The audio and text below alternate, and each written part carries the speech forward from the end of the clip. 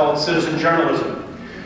Has anyone in the room, show of hands, has anyone in the room ever heard the name Andrew Breitbart? He's been in the news lately. When he delivers the news, it seems like the left attacks the messenger, attacks him. We have a mutual acquaintance, Great Mosheri Detroit, who says, you know, Rick, when I sit down with Andrew Breitbart, it feels like I'm always 2 or 3 steps behind him trying to catch up.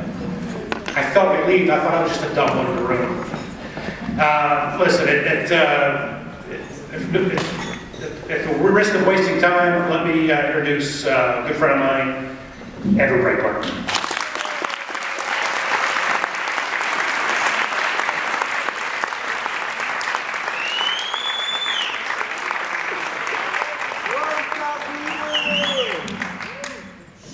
Where were you this week?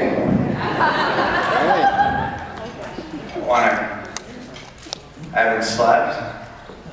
I have adrenaline coursing through my veins right now. I want to sleep, but I don't know how to. And we just found out this afternoon that we're entering the realm of teenage girls and Congressman Weiner.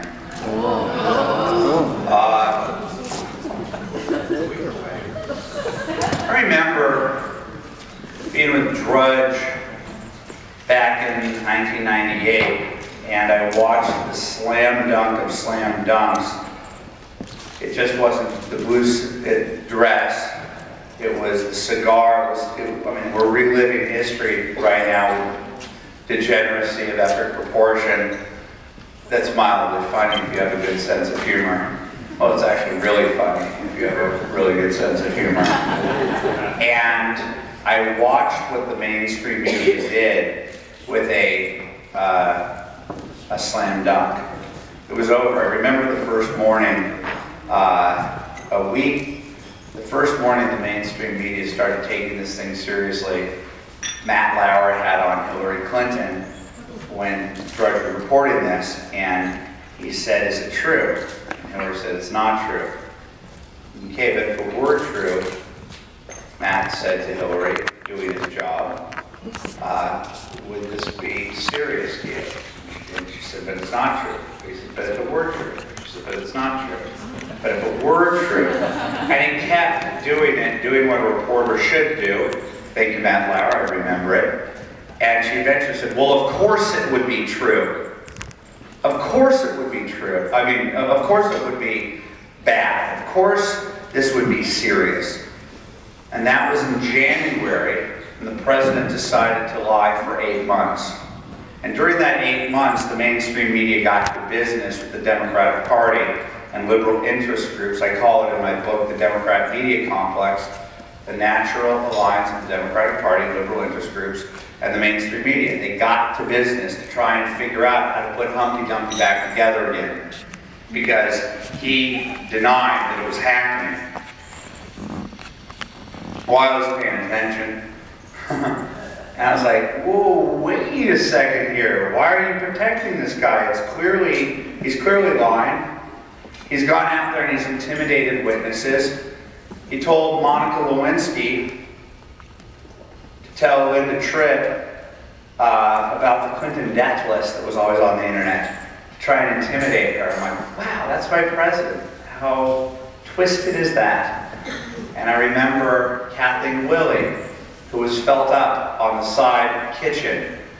And I remember thinking that they went after her furiously and ferociously. And I remember, I think that they killed her cats or something like that to send a message. You know, her dogs or cats. When, is this real?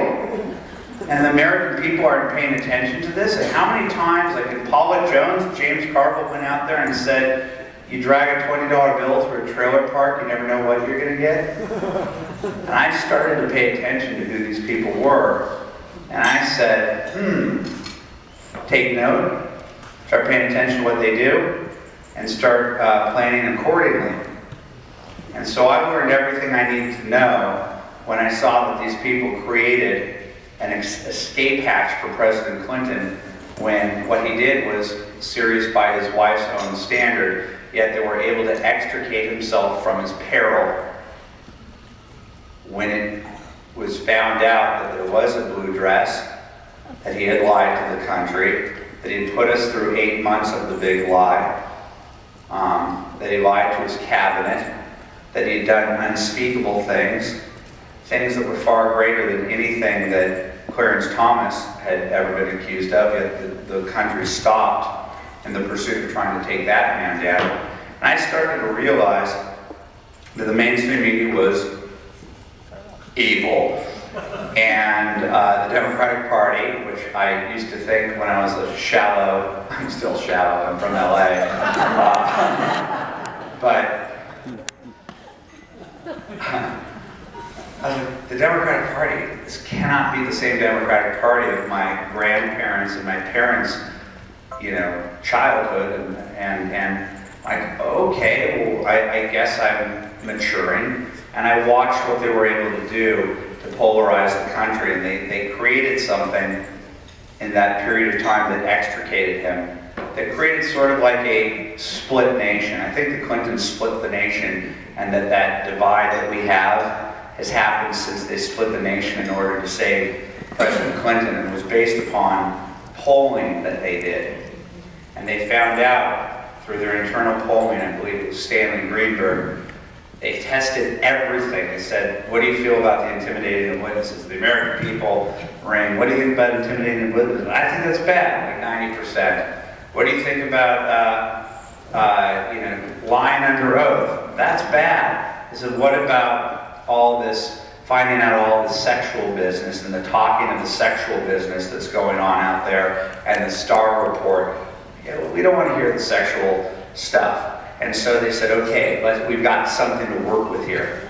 We've got something to work with here. And so they went to their friends, the intellectuals in the media, the Gabriel Garcia Marquez's and the Salman Rushdie's, and they coincidentally came out with think pieces, thought pieces in Esquire and high-minded Vanity Fair type magazines, talking about the Republicans being panty sniffers, that's what they called them, and said they were obsessed. These were Puritans obsessed with the sex life of the president, and they started to talk about we needed to become more European.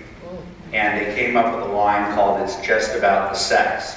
Remember, it started off at that high level with the intellectuals, but by the time we were at the supermarket or at a barbecue with friends, we were hearing, why are you going after our president? This is just about the sex, just about the sex.